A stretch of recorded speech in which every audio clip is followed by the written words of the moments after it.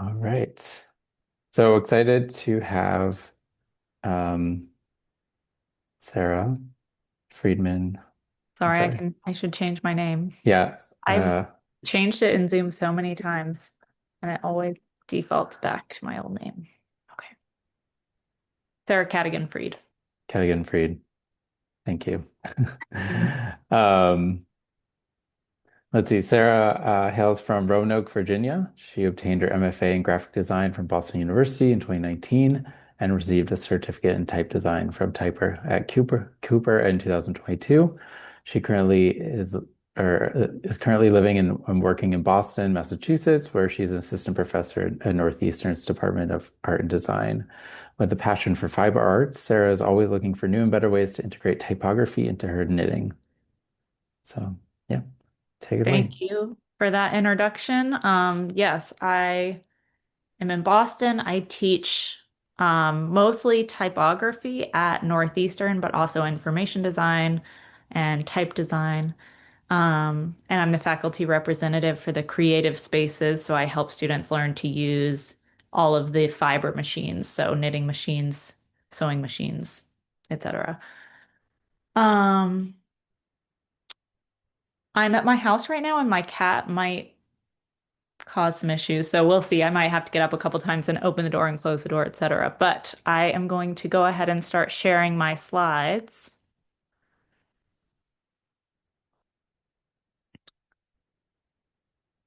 All right, I haven't done Zoom in a while, but hopefully that looks right to y'all. Um,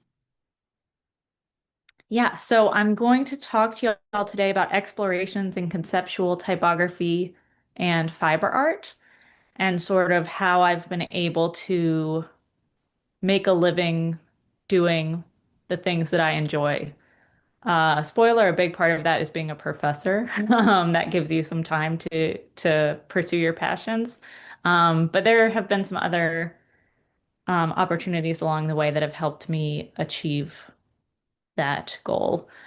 Um, This work spans from about 2019 to now. It's pretty much from when I left grad school up to where I am now. So, should be relevant for y'all.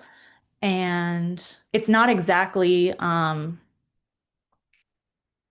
chronological, but I'd be happy to answer questions about when things happened as far as after my graduation from grad school, if that's interesting to y'all. And yeah, feel free to stop me at any point if you need clarification or if you have questions.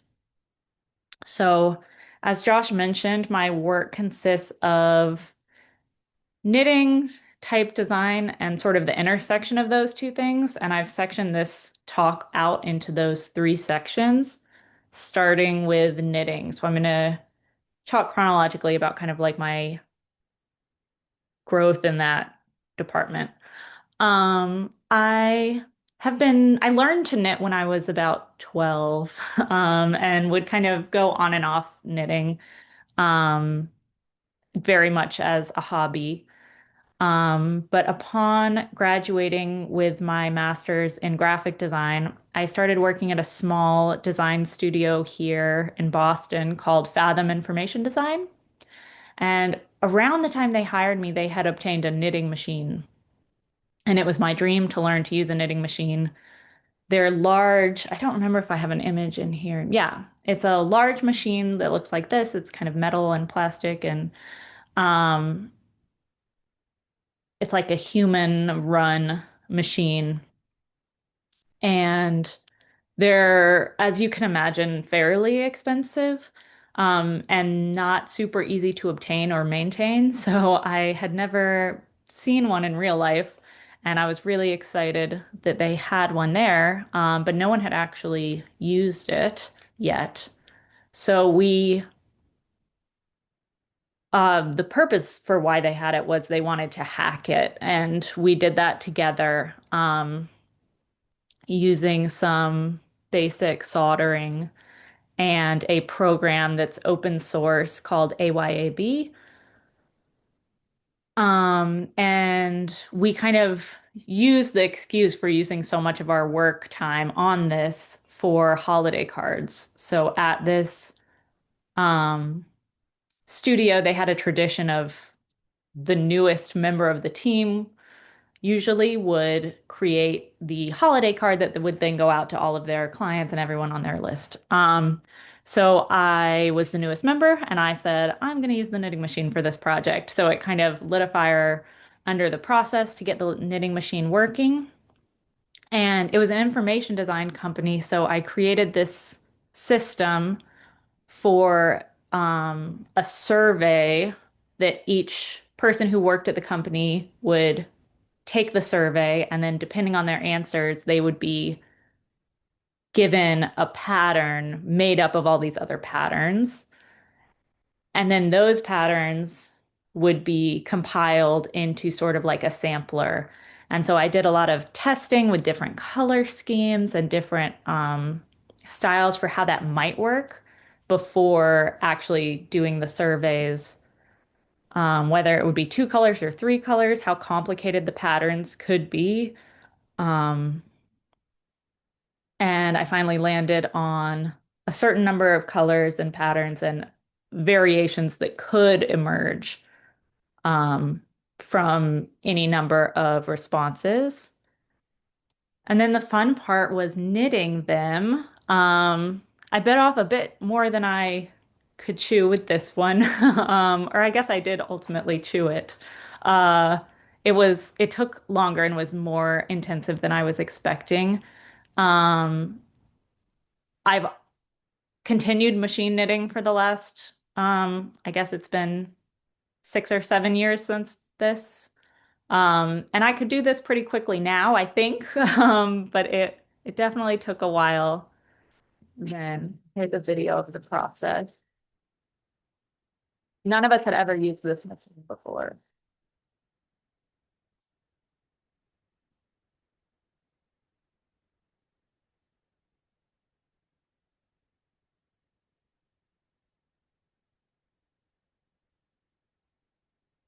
This is the process for changing from one color to another.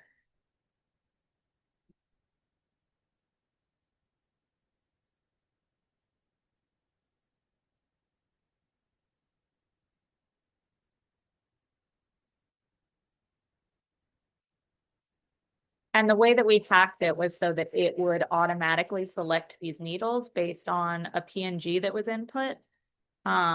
Without that, there are a lot of limitations to what you can achieve. This is the casting off process. And then ultimately, these are the swatches that came out of that. This was all the people. It's a small firm. So these went on the front about the holiday card, and that got sent out to our list. And that was really exciting for me. Um, and COVID happened pretty much immediately after this. And I couldn't go to the office and use the machine for a while after that, which was very sad.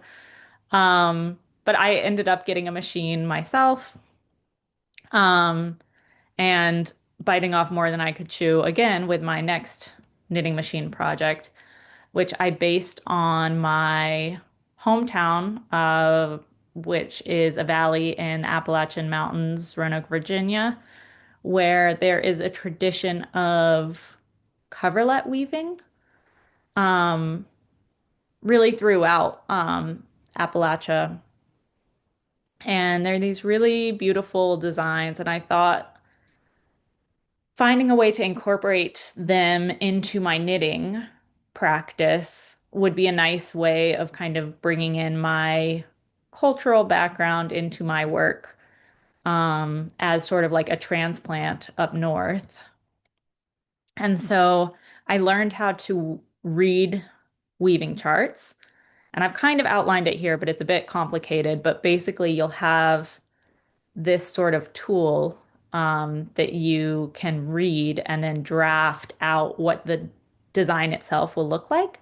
So for each little box, like this one that just appeared here, you'll know whether to make it black or white by looking to the design on the right. And I can see from there where to look in the top right, which would be this box, And then that corresponds with the box at the top and tells you whether or not each little square should be black or white. So you do each box and you fill that out and you get the design here. You don't need to understand that, but that's how it works. Um, I can walk you through it more if it's interesting to you, but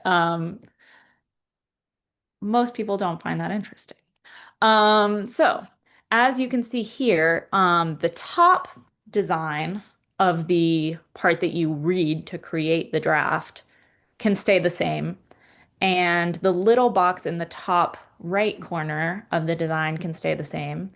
And then if the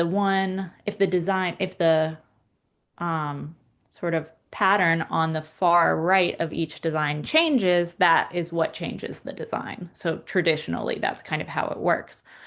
Um, so I used a process called name drafting, where you assign each number a letter, which here you can see.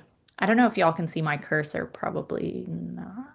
Yes, okay. So like if this is one, two, three, four, and that can be one of those can be black, this assigns numbers or letters to those numbers, and then you can write out messages and basically create a translation where these boxes correlate to like words.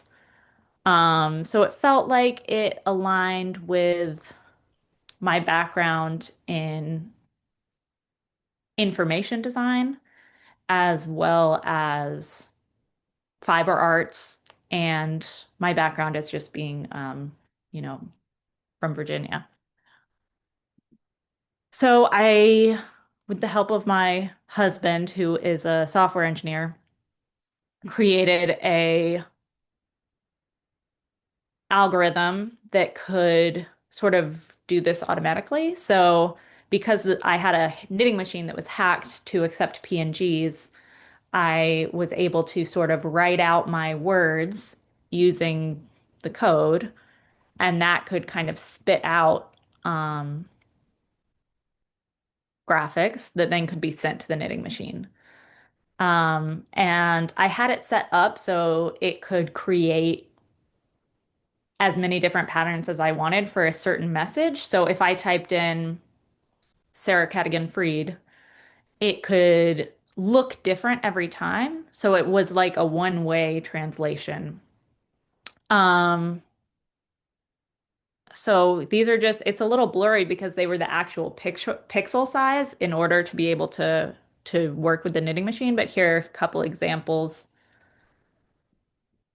And then this is how it would look knitted.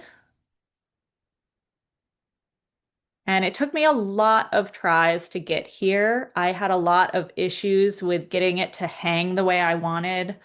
Um, I got to the sort of PNGs faster than I expected, and then it took me a lot of iterations to get to a point where I was happy with how the product looked on the wall. Product, the product of the work. Um, But this is an example that was just recently in an exhibition, even though I knit it years ago. So it's nice when you just have something that might be sitting around for a while and then it gets to be shared later on potentially. And that's my son. He's 1 year old. So if there's bags under my eyes, you can blame him. Okay, so I want to shift gears and talk about type design.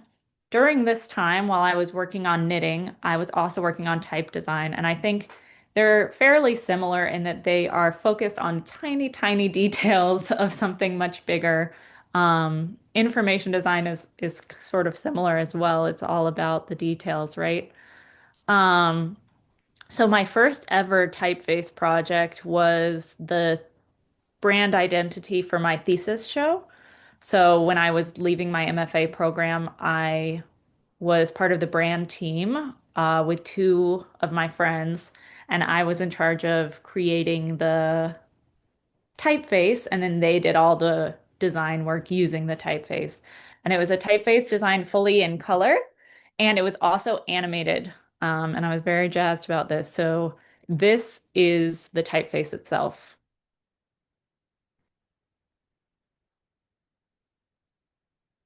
And we were able to sort of have our logo exist in all these different lockups. So normally there might be a vertical and one that's more stacked, but we had that, and then we had color, and then we had one that existed sort of halfway between the animation, and then one that was a little more wacky, where some letters are fully purple and some are halfway through the animation, etc.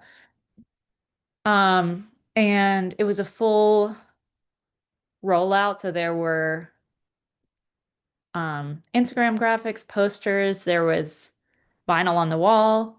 It was really exciting. And I didn't know anything about type design. Like, I look at this now and I'm like, that S is crazy. But I kind of had an excuse because it was animated that it had to be rigid in certain ways. Like, you couldn't really be precious about contrast and stroke weight and things like that. It had to be a true no contrast typeface. So it was actually a good place to start without needing to be too embarrassed of it later on.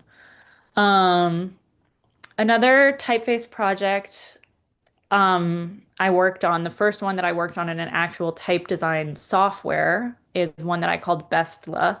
And this is just still sitting in my hard drive somewhere. But I was looking at it today for this talk and I said, that's a pretty nice typeface. I was self-taught at this point. I learned from a book called Designing Type. Um, I can't remember the author right now, Karen Chung, something like that.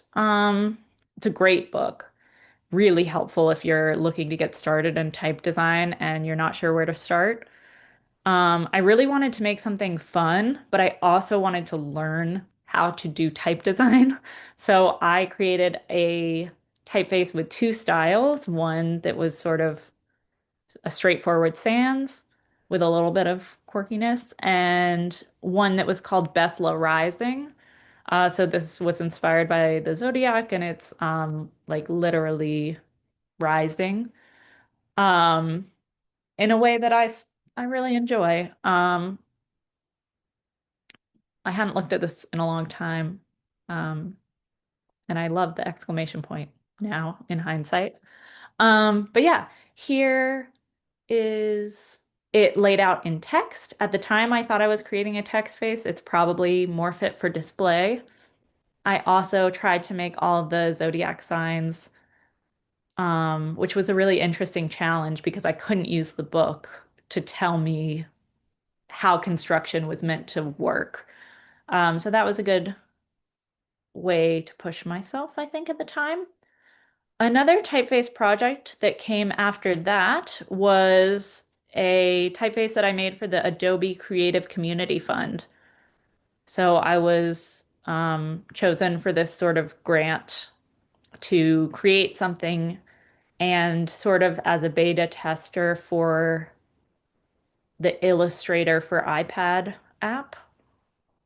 So the day I found out I had been accepted for this grant, I had bought this book on the side of the street from a guy with a bunch of books in a box. And I said that it was a sign because I got this book that day and they wanted me to make a typeface. So I made a typeface inspired by Massachusetts quilts. And I started by hand. I sort of created a grid system and just drew as many A's as I could, as many B's as I could, and then chose the ones that I liked best. And then from there, I narrowed it down to make sure the system made sense calligraphically and also just as a system. Um, so you can see at this point, both for Bestla and for this, I haven't expanded the typefaces too far. They only really support English languages. They have some punctuation, they have numbers, and of course with Besta I did some symbols, but um yeah, it's kind of fun. And then I was accepted into a type design program at the Cooper Union. They have type classes. So you can take sort of like a one-off class that's you can take on Zoom. It's a bit more manageable, it's a bit more accessible. And then they have these longer form certificate programs. So if you're interested, you could try one of the classes first and see if it's for you. I don't know if anyone here is interested in type design. It's a really niche part of graphic design, but I really love it. This is the typeface I designed. It's the first true text face I designed, and it's the first typeface I designed that had language support for other Latin languages and yeah, just a lot more glyphs. I've worked on this a lot. This was in 2022 that I did this typeface for the Cooper Union, and I created this slide deck to kind of present it at the end of the program. And I put it away for years, and I took it back out about a year ago, and it has come a long way, um, but it's not ready to be seen by the public eye. So, um, if you're looking at this and saying it could be better, it is, don't worry. Um, but yeah, I was really proud of it at the time, and I'm even more proud of it now. It has an italic, a bold italic, all that good stuff now. But yeah, I learned so much about calligraphy and construction and history of type design, and that really helps me teach my type classes now as well. Okay, and then finally, my experience knitting with typography. Again, while all this was going on, I was also creating more fun knitting projects that weren't for galleries, that were just for me. And a lot of those included type. So this is obviously inspired by Pretty Little Liars. This is from a Liz Phair song. And then this was a piece that I worked on for my collective that I'm in with Josh. Um, and I found while I was working, I was often, with design, you're iterating, right? So you might make a piece or a swatch and say, oh, the type actually needs to be a little smaller, or it actually needs to be a little bigger. And not only would I then need to reknit the piece, but I would also need to redo the entire chart that I was following because you can't just scale up or scale down. It's made of pixels, so you have to redesign the whole letter every time. So I wanted to create a typeface that was a pixel typeface that could be used for charts for knitting, but that existed at every single pixel height. So if it was 11 stitches high, 12 stitches high, 13 stitches high, etc. So I used Illustrator to try this as sort of like a proof of concept. If it was just a plain sans serif capital I, just a line, right? Um, could it exist at every height? And I sort of decided no for me, for what I was trying to do. If you look at, for example, these two next to each other, or these two next to each other, it's really hard to create a consistent weight um, when you're on in such a rigid kind of situation. So I tried the same thing with the letter O. This typeface is all based off of this type that I used for this project. And I decided to kind of stick with um, every kind of like 5 pixels. So 10, 15, 20. Still working proof of concept in Illustrator before moving over to glyphs. And then my real dream was to have this as a variable font because I just thought that would be so cool. I didn't think there was any variable font in existence that's variable parameter was resolution, which is basically what this would be. And I was really proud of that idea. I have to make a huge shout out to David Jonathan Ross, who is a great type designer if y'all aren't familiar with him. I had met him once and he kind of offhandedly said he could maybe help me with this. I reached out to him and he spent hours on the phone with me, multiple different times, multiple hours, helping me figure out how to do this, helping me have the confidence to continue working on this. And then ultimately, when I had offers for this, helping me figure out where I wanted to actually distribute it. So he's an amazing type designer and collaborator. Um, so I was able to create a variable version of this.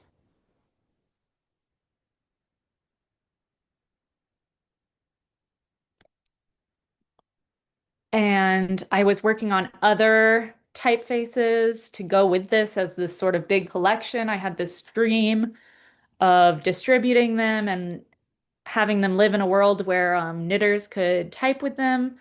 So this is the sort of pitch deck that I created, and it just had all the information about all the typefaces,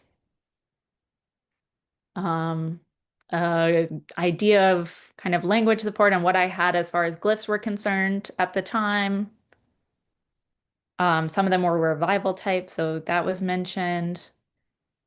This is sort of like a Wingdings inspired one, and the website and how I kind of pictured that it all would work. And ultimately, I ended up distributing these through Google Fonts. So if these look familiar to y'all, you may have seen them on there. Um, there's a lot of different styles that you can find, and they all have a regular version and a charted version. And yeah, I just sent that pitch deck out to like a number of different sources or foundries.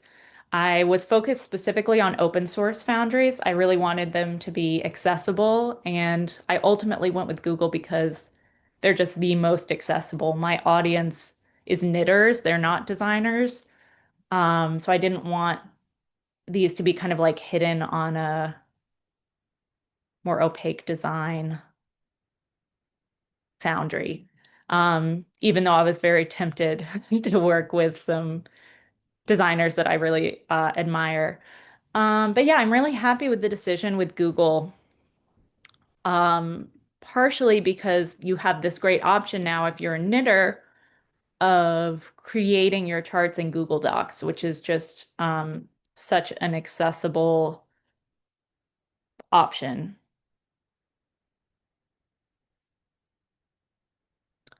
And I updated the website in case y'all were haunted by this. This is what the soft type website looks like now. Um, and these are some deliverables that I had for Instagram, for my Instagram, and for Google's. Um, Here is it knitted. Here's some other things I knitted using soft type. There's a soft type pattern book. And ultimately, the soft type collection includes 5 different typefaces and a total of 20 styles and about at least 5,000 total glyphs. And I'm very proud of it. It's my most recent type to be distributed into the world. I have a few more typefaces that I'm working on now that I'm excited about. But the best part of creating typefaces is that you get to see what people make with them. And so this is a collection of the things that I have just stumbled upon that people have made with my typefaces. And it just like stops me in my tracks every time. I love to see it. So yeah, that's kind of my work in these 3 categories. And I'm lucky enough to work full time as a professor at Northeastern. So I get to share my work with students, and I also get to work with students and help them create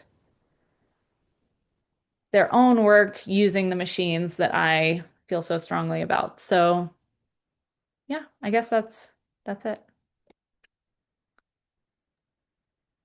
I Think don't so. stop sharing. It's really cool. Do you get paid when people use your typefaces in Google? How does that work? Is there any No, compensation? Okay, okay. they paid me. Okay, So they I went to them with the collection that I shared, and they wanted me to expand it because they have certain language supports that they require for all their fonts. So I had to create an extra 100 glyph. I don't remember how many glyphs, but glyph for each typeface, and there were 20 typefaces. So um, they paid me for the time that I spent doing that. So yeah. well, cool. Yeah, it must be so rewarding to see your typefaces in the wild.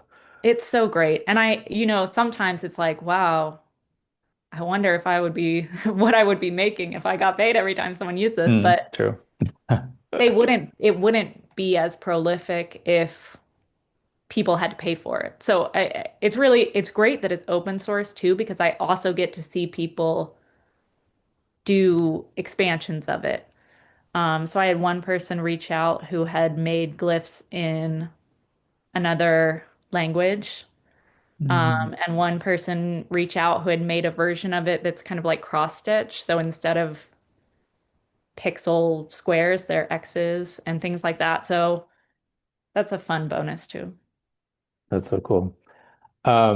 What do y'all think? Any thoughts, comments, questions? Anyone knit?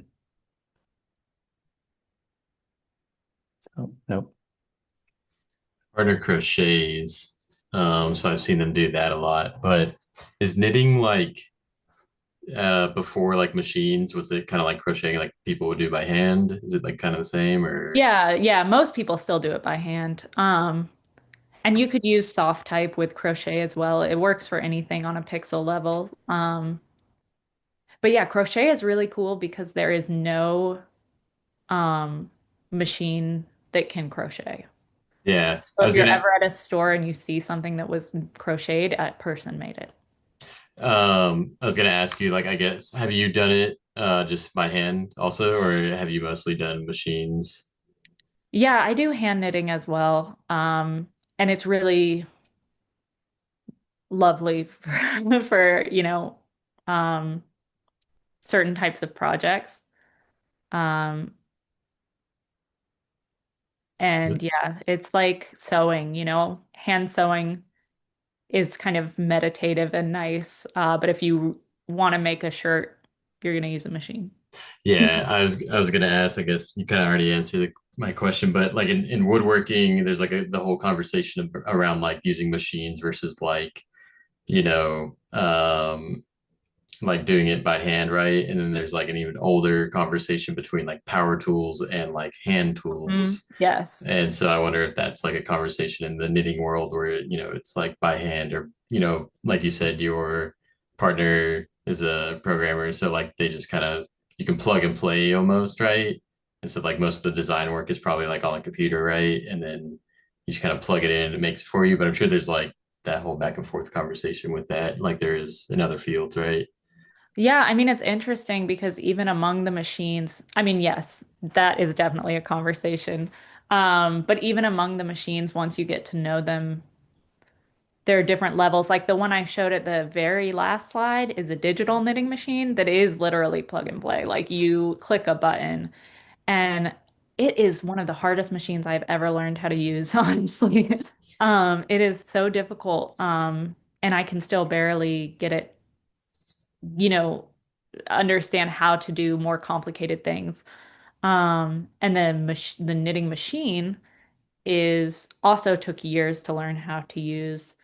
Um, and it just depends on what you're doing, what you're working on. I think people are still wrapping their heads around the idea of a knitting machine versus, like I said, a sewing machine. No one, you sew a quilt on a machine, people aren't questioning whether or not that's a craft. And yeah, I never would have thought of it in the context of woodworking, but it's a very similar situation. Yeah, there's people who like only use hand planes still, or like some Mhm. people still use like hand drills. And then I'm over here like asking myself, like, would I be a real craftsman if I use a CNC? Yeah. I mean, for me, I enjoy hand knitting. I love knitting on my knitting machine. I built that machine. Like I bought it and it did not work, and I spent so long figuring out every screw and cleaning every piece, and like I can hear it if it's something's about to go wrong. And I know that sounds crazy, but if something's about to go wrong, I can hear it and I can feel it and I can stop it and I can prevent it. And I'm really proud of the mastery that I've obtained on the machine, and I really just love it so much. And I just wouldn't knit as much if I wasn't on the machine because I don't love it as much. So you should just do whatever you love. Thingy. What else? Yeah. Um, I have seen your like typography and your like your whole process on it. Um, Doing some somewhat kind of similar courses in our design typography. Like, how do you decide like this is the personality of your typography? Like you mentioned, you sorry, you have designed somewhat like that is Latin friendly or somewhat like that. I mean, what's the mood behind it? I mean, designing a typography, you have to think about the readability and the like, if I design like this. So there is a like creativity and the readability, both are like crosswords, something like that. Makes sense, something like that. So Yeah, that how makes do sense. you do that? Like, I mean, I think that's why my collection ended up with 20 different styles. It's so hard to decide. With type design, you kind of, you have to commit because you're going to be creating hundreds of glyphs and it's going to take years sometimes, months certainly to complete a typeface. Um, and it's really great to have multiple projects going at once. And I think that helps me because you might not be in the mood to work on a certain style at a certain time, or you might look at a style that you've been working on and say, I don't like this right now, or it doesn't resonate with me right now. So you can go work on a different style. Um, but yeah, I don't think I start a project with the idea of I want to create a typeface that's like playful. It's more like I'll have a really cool letter H and I'm like, what would the typeface look um, if it had this H? And then it's a system, right? So you have to figure out how that might work. Does that answer your question? yeah, that is it. So you have certain rules like designing a certain typeface, like you follow like say I'm designing this typography and I should follow the readability first. So if I'm designing this typography, I should go with this goes along with this Latin or this Spanish or somewhat like that. Somewhat like that, right? Yeah, yeah, like there are existing models of how contrast works, for example, within a typeface. And so if you're working with that or if you're subverting that, that should be consistent throughout. So you kind of have to make those decisions early and just kind of stick to them. In type design, in typography, that's not necessarily true. Um, but I think that's part of why I prefer type design. Because it's so hard to make those decisions. Got it. I was curious. I mean, one of the questions was like, how long does this take you? Is there, I know you mentioned years, but is there like an average or like if you were to quote someone, like how, what's the time investment? Like for a typeface? Yeah, yeah. Um, it depends on a lot of factors. A pixel typeface is, of course, faster. Um, and it depends on how many glyphs and how fast you are at drawing. It's Okay. really Okay, okay. hard to answer.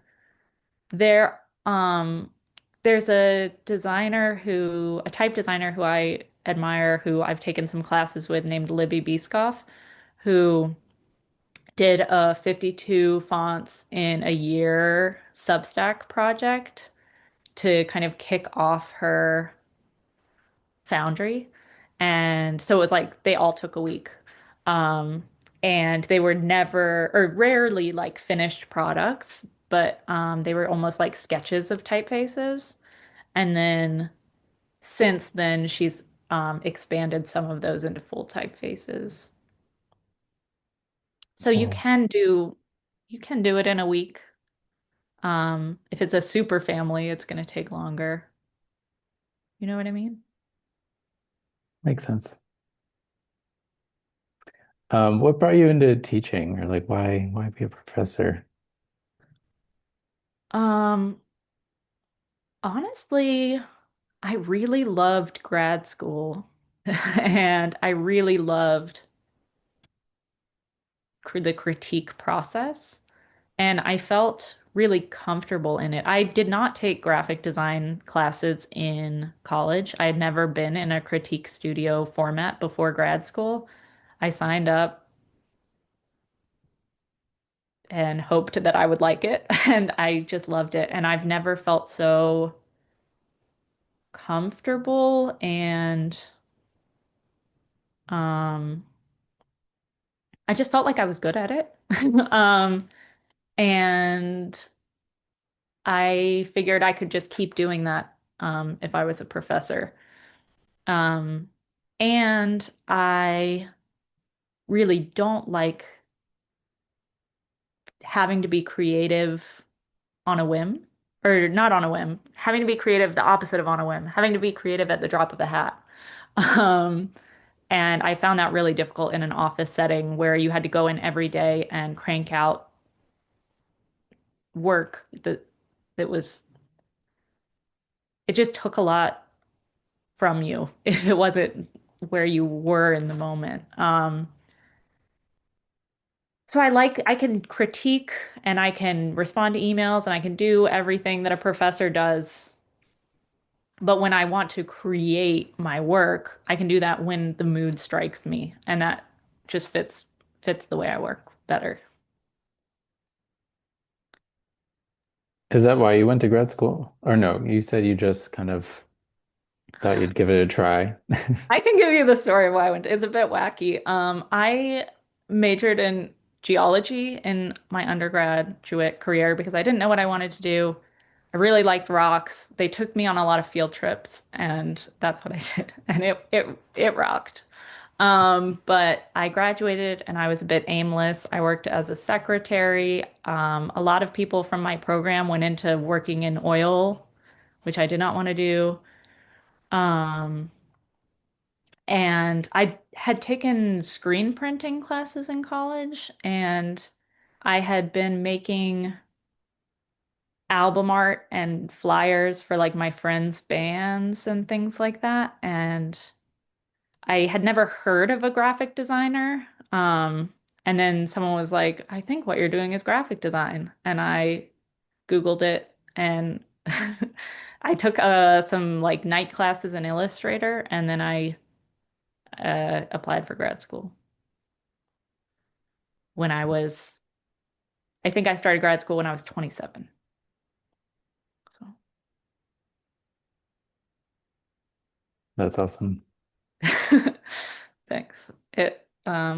Do you, It all worked out. So yeah, do you use that geology background at all? Do you find not really. designing with rocks, about I did rocks? in grad school a bit. Some of my grad school projects like explored that.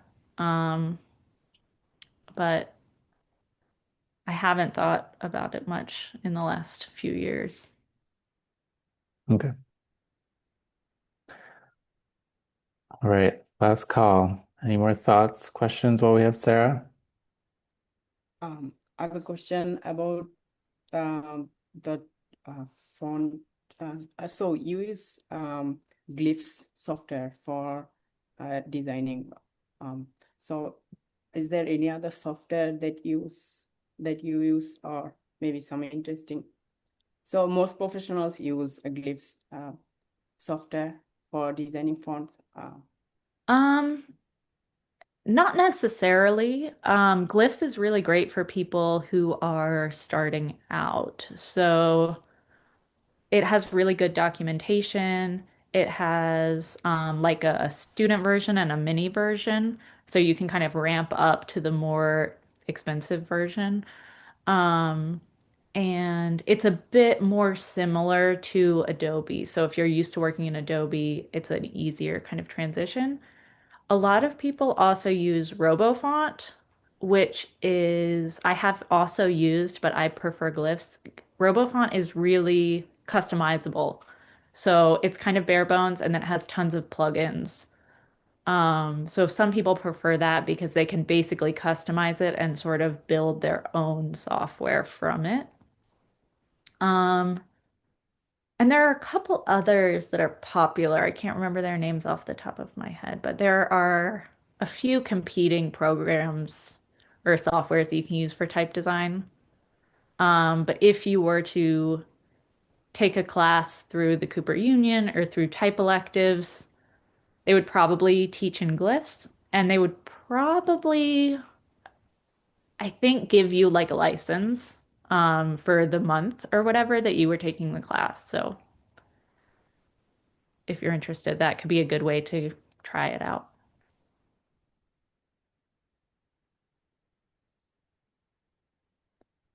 Cool.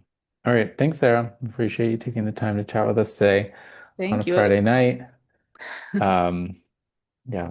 Well, I guess we won't see you in person in Yeah, Texas. I can't be there. But I might be back on Zoom, so Yeah, we'll find a way to get you in see you there. again.